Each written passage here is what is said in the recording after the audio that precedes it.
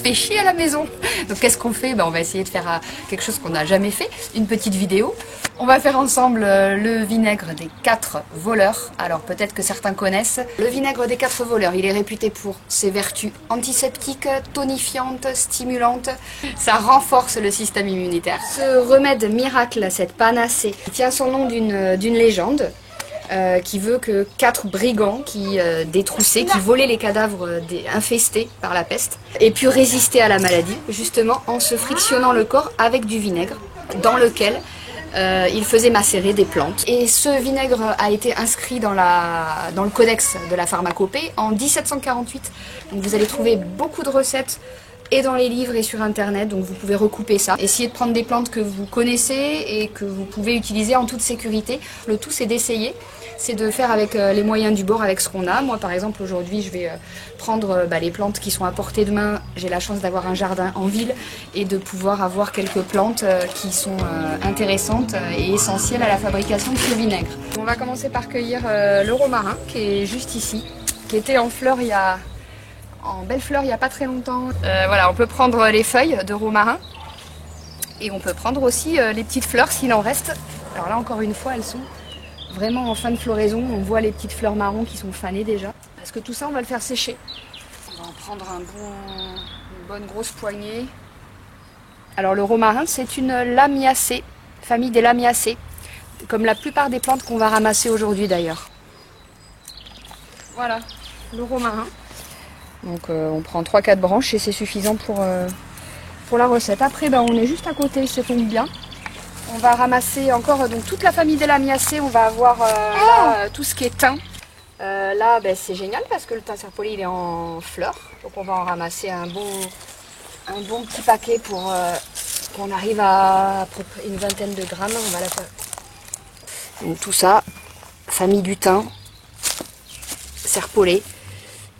Sarriette, on a plusieurs espèces qu'on peut utiliser, de toute façon c'est la même chose. Non, c'est pas la même chose. Pratiquement tout ce qu'on va ramasser c'est les lamiacées. Les lamiacées c'est une famille qui est vraiment très reconnue pour avoir des propriétés antibactériennes, avoir des essences en grande proportion. On peut prendre tout ce qui est espèce famille origan, marjolaine. Voilà, donc j'en sacrifie un peu.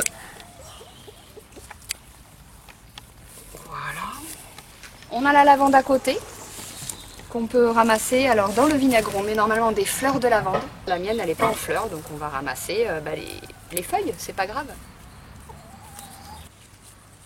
Voilà, je pense qu'on a suffisamment.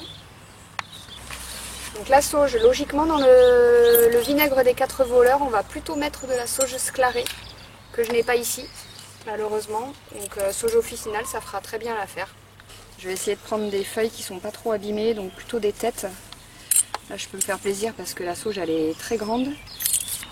La sauge elle a la feuille très reconnaissable parce qu'elle a la feuille toute douce. On va prendre de la menthe. Alors je crois que j'en ai dit. Voilà, il y en a là. Ça c'est de la menthe classique, de la menthe verte. On peut prendre n'importe quel type de menthe. Et on aura cette petite tige. Je ne sais pas si on va la voir à la caméra, mais en tout cas, petite tige carrée. Qui est très caractéristique de la famille des lamiacées. J'avais de l'absinthe ici, là. J'avais un petit pied d'absinthe, malheureusement, la voilà. Elle est toute pauvrette, parce que la tondeuse est passée. Alors pareil, l'absinthe, c'est une plante que vous allez... Bon, elle est connue pour ses propriétés un peu antiseptiques, vermifuges. Vous allez prendre les feuilles qui sont très découpées, qui sont d'un vert un peu pâle, vous voyez, gris, qui tire sur le gris. Allez, je vais prendre cette petite feuille pour juste pour la vidéo. Hein, voilà, faut pas la perdre, hein. Juste parce qu'il n'y en a pas beaucoup. On a à peu près, je crois qu'on a à peu près tous les épices et toutes les plantes que moi je veux mettre dans le vinaigre. Il nous manquera la rue, l'absinthe. Bon, on a un petit peu là. Il nous manquera la rue, l'absinthe et le camphre qu'on n'a pas.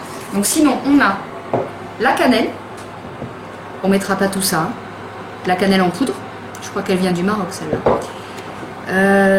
La muscade. Les clous de girofle. Donc ça c'est les épices qu'on va rajouter à la macération des plantes l'origan des jardins, le thym serpolé avec les petites fleurs, toutes petites roses, la sauge officinale, le romarin, la sauge, le romarin et la menthe. L'ail et la petite absinthe là.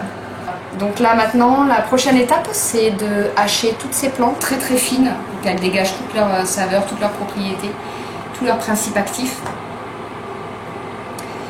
Et on va les faire macérer dans le vinaigre pendant 3 semaines. Un peu moins si vous voulez, au moins une bonne dizaine de jours. Ces plantes-là, elles sont fraîches. Elles sont fraîches. Donc quand elles sont fraîches, on en met toujours un peu plus. Logiquement, la recette, c'est avec des plantes sèches. Donc on en met un peu moins. On peut mettre, allez, 20 à 30 grammes de plantes sèches pour 1 litre de solvant. Donc là, ici, le vinaigre.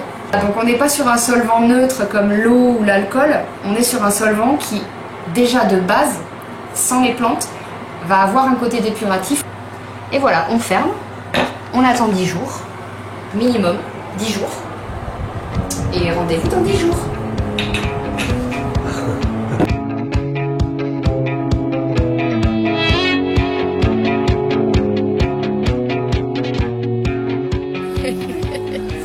Non mais